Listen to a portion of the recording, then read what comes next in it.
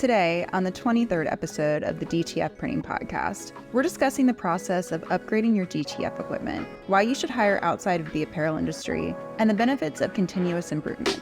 Welcome to the DTF Printing Podcast.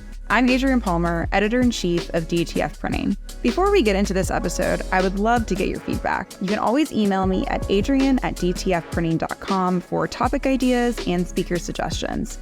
And don't forget to like, review, and subscribe. If this is your first time listening, be sure to check out all episodes at dtfprinting.com/podcast. On today's episode, I'm talking to Jessica Norman, owner of Missouri Shirt Company in Farmington, Missouri. Hey, Jessica. Thanks for being a guest of the DTF Printing Podcast. Thanks so much for having me. So you started Missouri Shirt Company in the middle of a pandemic. Tell me about that. It was definitely crazy. So my husband and I are both from healthcare.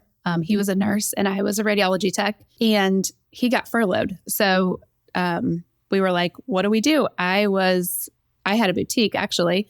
And he was like, well, I've owned a screen print shop before. Let's start another one. So we did in June of 2020, and it blew up. It was amazing. We started in a 1,000 square foot area in the basement of a factory, which I can get back to that. That's actually a really cool story.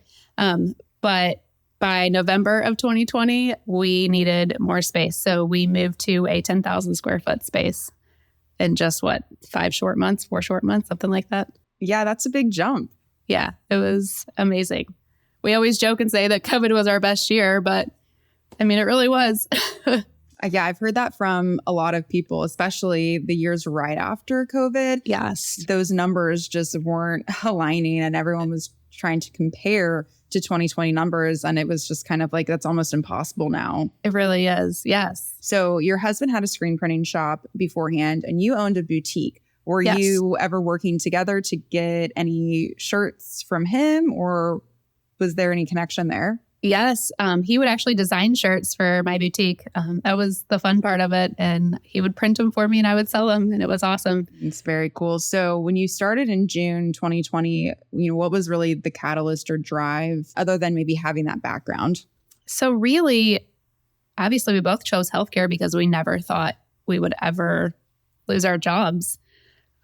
So during that, we thought, you know what? Let's do something that we have control over, that we know we can have an income from. And he owned a marketing company as well. So it was just perfect that it worked out that way. And we actually bought a whole screen print shop from Arkansas and they delivered it to us. And it was really neat. Okay, so go back to the factory story. I'm interested to hear about that. Okay, so during World War II, they actually made shirts and pants there. It was called the Shirt Factory, but they made them for the soldiers. It was actually called Missouri Shirt. So that name had been abandoned. So we took it over and made it our business, the Missouri Shirt Company. It's got all original flooring and we find little singer needles in the floor from all the embroidery machines. Yeah, there's a lot of history there. Yes. Do you know anyone in the town that was there when that was functioning? Yes. There's a couple. And then obviously it stayed open for a while after that. And people will come in and say, I used to work here when I was in high school or, when I just started out. And so hearing the stories from that is really cool. I bet. Okay. So from 1,000 square feet to 10,000, what was, again, the catalyst for that big jump in just a couple months? And really, what was your customer base? What was really driving all of that growth? So I think there was at that time only one other screen print shop in our town. So there wasn't a ton of competition. So we had already kind of been in our community. We have kids, so people knew us. We just started reaching out to other small businesses. We started doing, a lot of schools and sports teams and things like that. And we just really blew up, and we started with a manual press.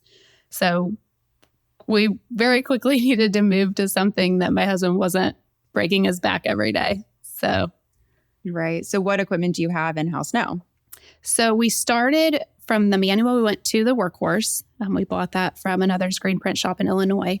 And he's actually become a really good friend. And then last July, we upgraded to a rock. So we have those three. We still have the manual. I won't let it go. It's where we started. So, and you started out with the Epson DTF printer, but you've recently upgraded to the M&R Quattro. Correct. So it seems like you're continually growing and investing in new machinery when you do. Can you tell me about the process of upgrading to new equipment? Sure.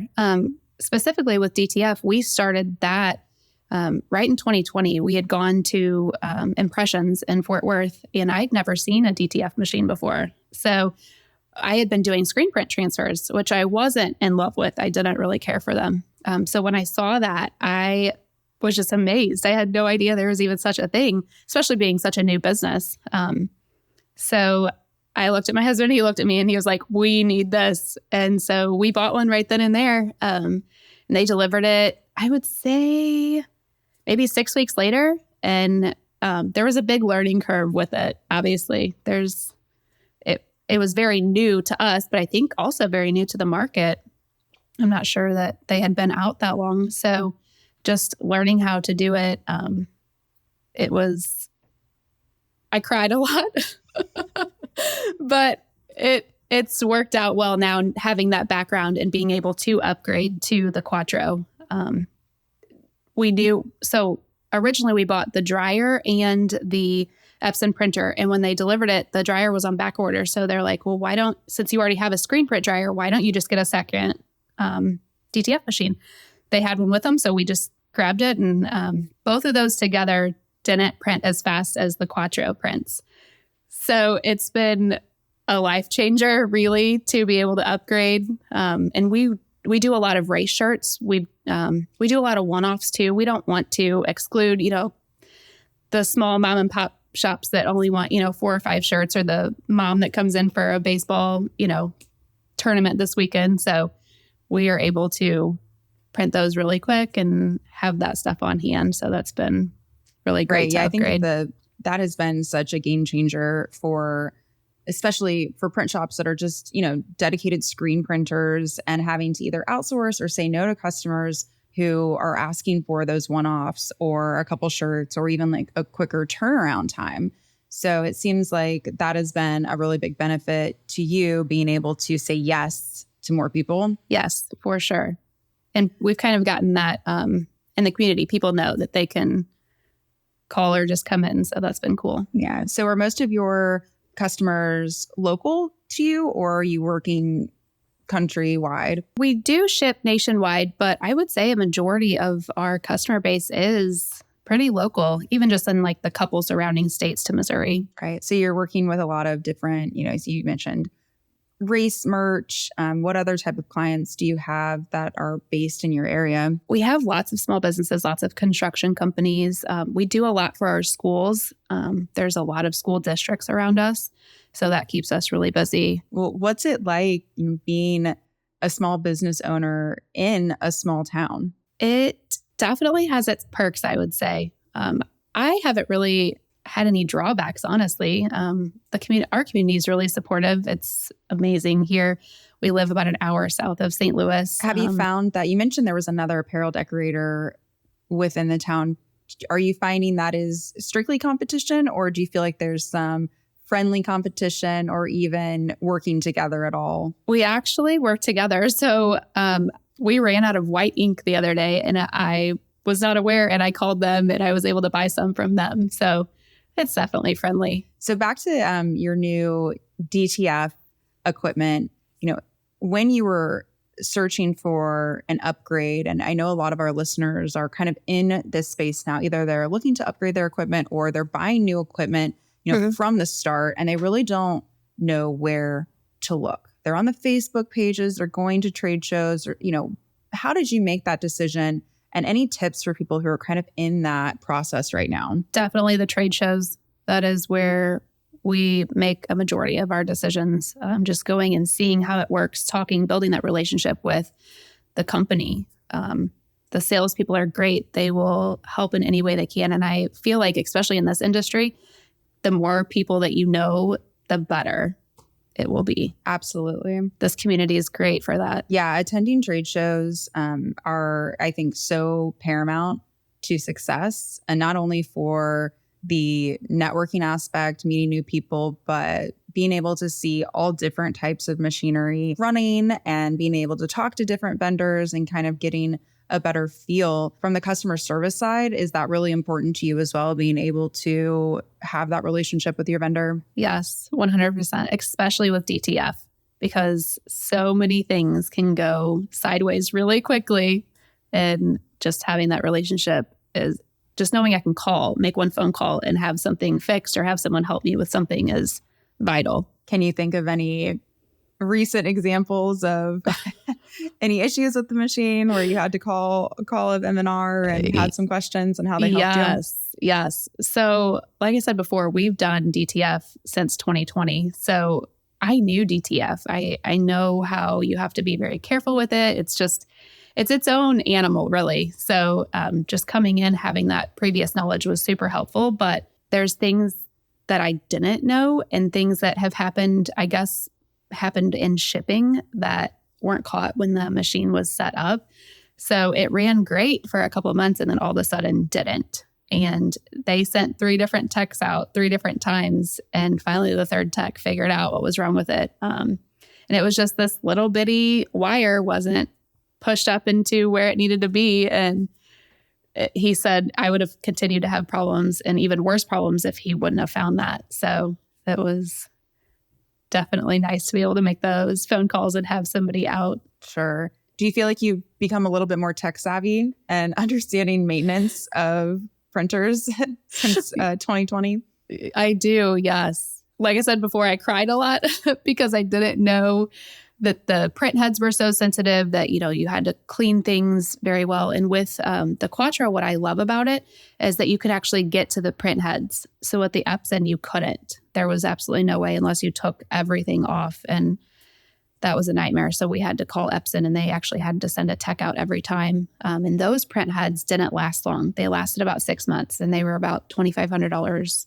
Now they only had 1 print head in them. The Quattro has 4 print heads, but being able to actually get to them and keep them clean is a huge lifesaver for DTF. I guess, are there any other major changes you witnessed? And maybe even not, doesn't have to be between the 2 machines, but just since 2020 surrounding even the conversation about DTF? In the last 4 years, it has changed dramatically. It used to be people hated it. They were like, it feels like vinyl. It's so thick. It's heavy. And now it's not. It's thin. It's almost weightless. It prints beautiful colors. In 2020, we would have to test each color. I'd go on the CMYK website and figure out, the codes, and you'd have to print them because they wouldn't print what they look like on a screen. And so now just even the colors are more vibrant. And I hear other people, actually other screen print shops, going directly to DTF. They're not even screen printing anymore. So it has definitely come a long way, even in just 4 years, which is amazing. Yeah, no, I'm hearing that the questioning or the conversation of, where is screen printing going to be in the next 5, 10, 15 years? Are screen printers, giving up on that technology? I personally think that it will, stick around. And obviously you have a manual still and you have an automatic. When you're looking at it from a business perspective, where do you see yourself in the next 5, 10 years with all the equipment that you have today? We will definitely still have all of it. I think just because people still do love screen print, especially for the 1-2 colors, it's kind of silly to do just DTF. It doesn't take any time to set up a screen print for that. And there are going to be some of those old school people that just want screen print. So, but DTF for sure is going to be right up there with it. Are you finding that you do have some old school mentality customers who don't even want to have the conversation about DTF? Yes. I have tried to push it on a couple people and they're not having it. But most of the time people are very open to it. But I think as time goes, and like even Walmart is selling things with DTF on them, so it's just going to kind of be, people just get used to it and they're not just going to say, oh, well, that doesn't feel like screen printing does, or, people are just going to be more open. I was in St. Louis in May for Logo Daddy's open house, and I was on the Shirt Show podcast, and Awesome. Andy held up 2 shirts and said, which one's DTF, which one's screen? And it was in a room full of people who've been in the apparel industry for 10, 15, 20 years, and no one could tell the difference. Yep. People couldn't tell. And I think that's going to be the case. I know. But as a business owner, you're currently doing this. How are you choosing between the two? Is it really just that color amount? Or are there other factors that lead you to choose between screen and DTF? Really, it is the color, but it's also the quantity. It does take a lot of time to press.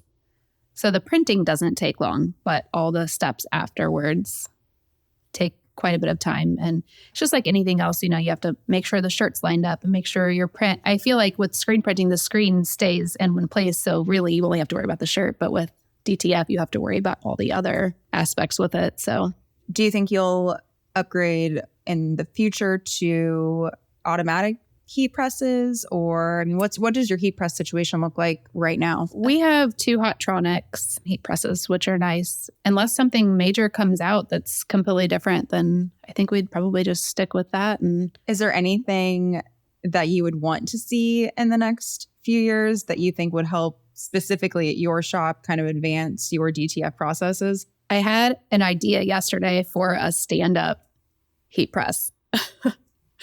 We press a lot of polos, a lot of zippered jackets, and you have to be careful with those because the platen, goes over those parts and can sometimes, I don't want to say mess up the garment, but especially with 100% polyester, it kind of creases or doesn't, I'm afraid to break a button if I have to heat press at a certain spot on a polo. A heat press that you could put the shirt on, standing up, looking at it, and then maybe move the platen side to side would be amazing. Interesting. Okay. Yeah. OEMs, vendors listening, you've got a request from Jessica.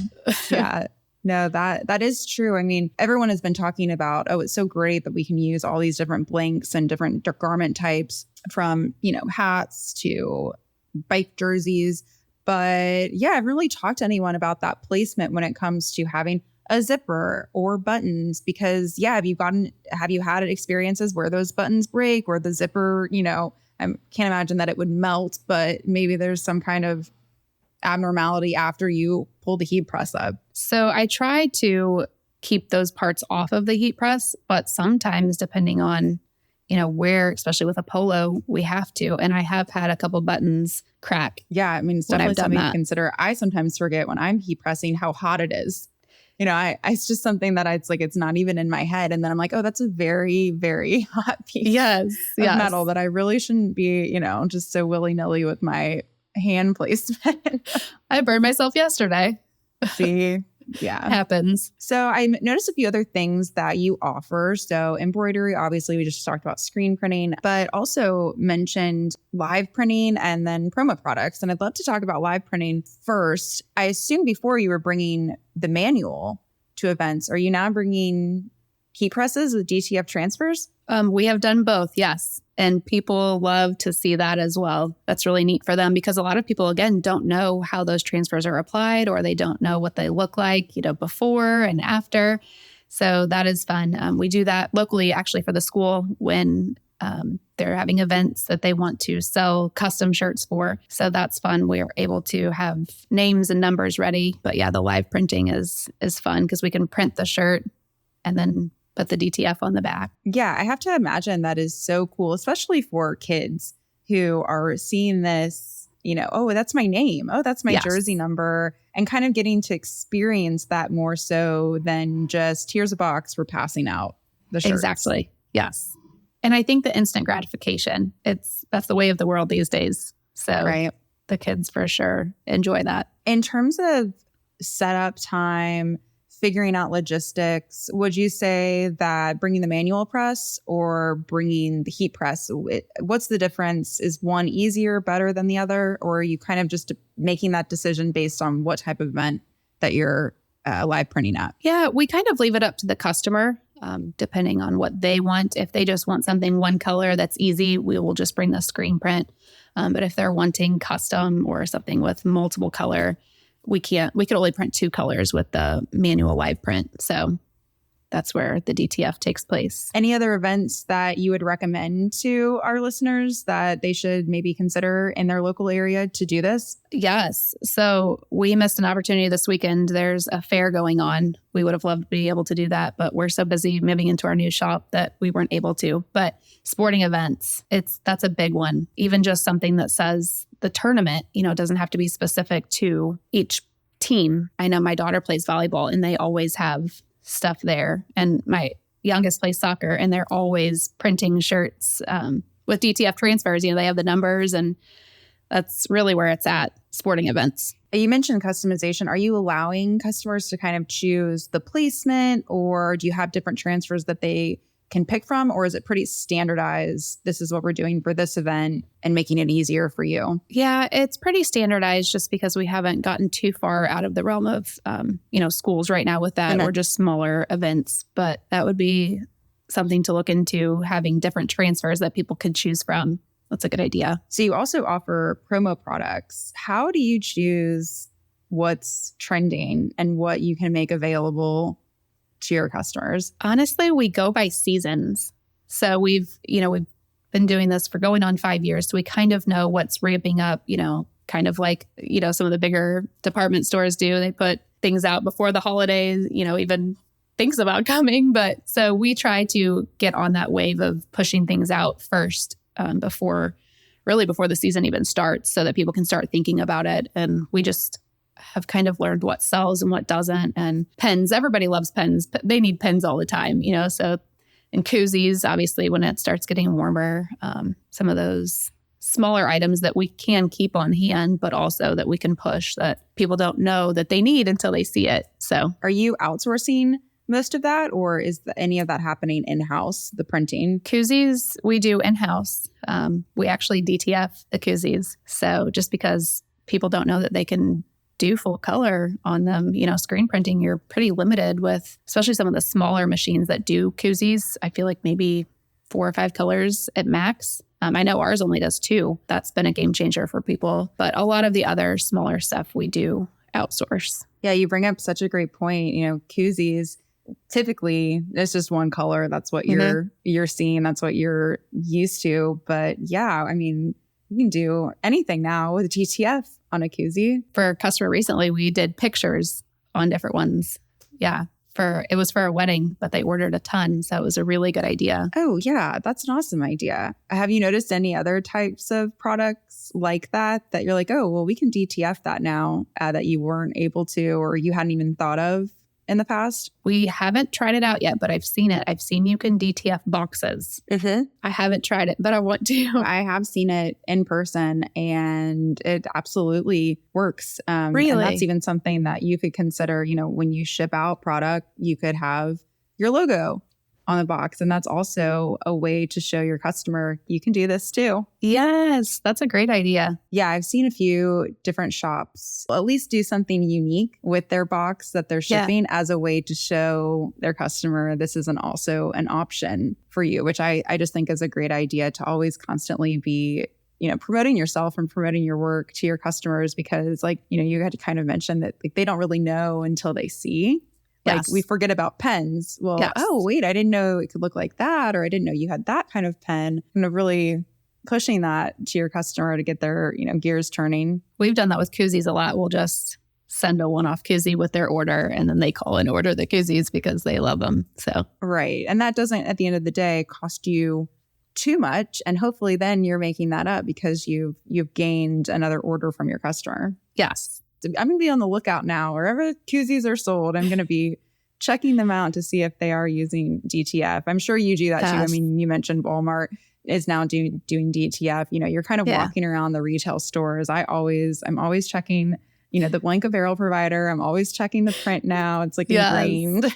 It is. Me too. So I noticed on your Instagram account, you had mentioned a Kaizen quote, and it was about continuous improvement. And I'm just curious if you practice continuous improvement in your shop, any, lean practices that are occurring on a day-to-day basis. Yes. And I actually love to get my employees' input on that because they're ultimately the ones that are doing it. So if something happens and I'm like, okay, that's a process that's broken. I used to blame everybody else. And now I'm like, no, that's on me. I am the one that has to fix that process. And if something's happening that it's messing up even once, I mean, Chick-fil-A doesn't mess up. So what are they doing right, that I can learn and benefit from? So just yesterday, I wrote up a whole new to-do list basically for my employee, and I asked for her input. What would be best? We haven't ever had issues with temps, but I think our dryer is getting where we might need to get a new dryer. So we're having to temp shirts. And so that was kind of the catalyst for it, just making sure that everything is coming out. I think if you get stuck in your head that it has to be one way and this way's worked and now it hasn't, but we're still going to continue, that's where the downfalls of companies are, really just not progressing. And I don't ever want to be that way. Right. We can get stuck in our heads that, well, it's worked that way forever. So, why fix it now? But I think it's so important what you're doing is actually talking to your employees who are doing the process every single day. And it's, Yes. Once you really start talking to them, you'll figure out, well, how much time are you wasting? Because, and this is just an example that I know, lean manufacturing, they say a lot, the scissors were 20 feet away. And so having to walk over to get the scissors, 10 times in an hour, well, why don't you just place the scissors right next to you? Yes. Having that open dialogue to figure out what's working and being able to speak to your employee who hopefully, has that relationship with you, who can be honest and share, because at the end of the day, their workday is going to be better if feel like they're involved in the process, and then that process is easier for them. Yes, 100%. And if they feel valued, I've learned that even just the 4-5 short years that we've been doing this, if you make your employees feel valued, they will stick around. How many employees do you have currently? So we have 2 full-time and 2 part-time. We just hired another one last week, actually. So 3 part-time. Nice. And do they have a background in the apparel space, or do you hire and then train once they're in? So one did, one of our screen printers, she screen printed before us, but most of the time we actually go after servers, because if they're good at multitasking, they're going to be good at multitasking with us. Just a little tidbit. Yeah, no, that's super interesting. Yeah. What parallels have you seen from hiring servers and moving them into apparel decoration? They are very driven because you have to work hard. Being a server, your tips depend on it. I would say, pretty much like they just have everything in order, because you have to take the customer's order, you have to put it in, you bring it in, you have to make sure that they get what they need, and no 2 customers are the same. So even just that diversity, just being able to adapt to, oh, hey, they want their steak with something that doesn't normally come with, or, they're pretty much open to just things changing, which is nice. They're not stuck in their head. Yeah, that's a great idea. I know a lot of different shop owners do seek people from different industries. That's the first time that I've heard specifically a server from a restaurant. But yeah, all of that, it makes a lot of sense. And as you mentioned, you're investing in new equipment, you're in a bigger shop. And so I assume that you have, your goal to hire more eventually as well. Yes, for sure. Okay, so you moved from 1,000 square foot shop to 10,000 square foot shop in a couple of months. Now you're moving again? We are, yes. So we're on the 3rd floor in the shirt factory. And so there's no freight elevator. They took the freight elevator out years ago. So any equipment that we bring in, we have to hoist up the steps. So yes, exactly. It's fun. How is that even possible? So winches, we put winches in the ceiling and winch it up the stairs, and lots of stress and worry and all of the things. But we've gotten all of our equipment up there. So they tell me it's easier moving back down the stairs. So I'm excited because we have 2 loading docks where we're moving to.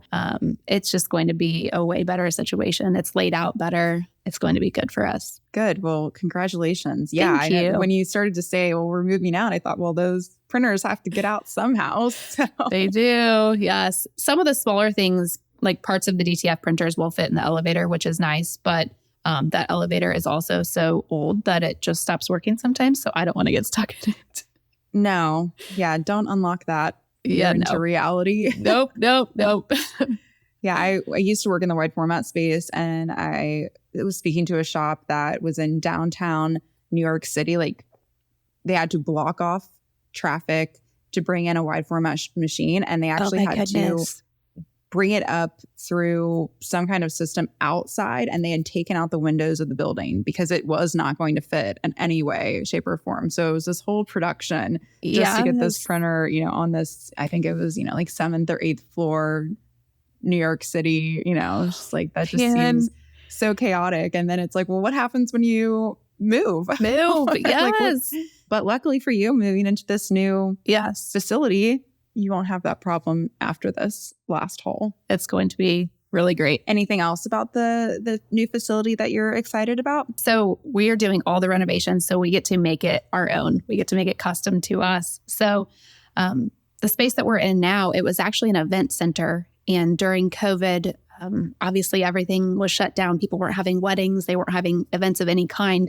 So they got rid of the event space, and they came to us and asked us if we would take it. And before we even thought about the stairs and getting everything upstairs, we were like, absolutely, it's beautiful. So it's got, like I said, the original hardwood floors, and it's got the brick that they had painted. So it's kind of like stone washed, I guess, and some of that paint's peeling off. So it's beautiful. And the lighting, it's beautiful windows, and it's beautiful. How long will you have in between, I guess, shutting down this facility and the next? Will you have to stop orders for a while? Will you be working with your co-opetition down the street if there's any downtime? So we're hoping for no downtime.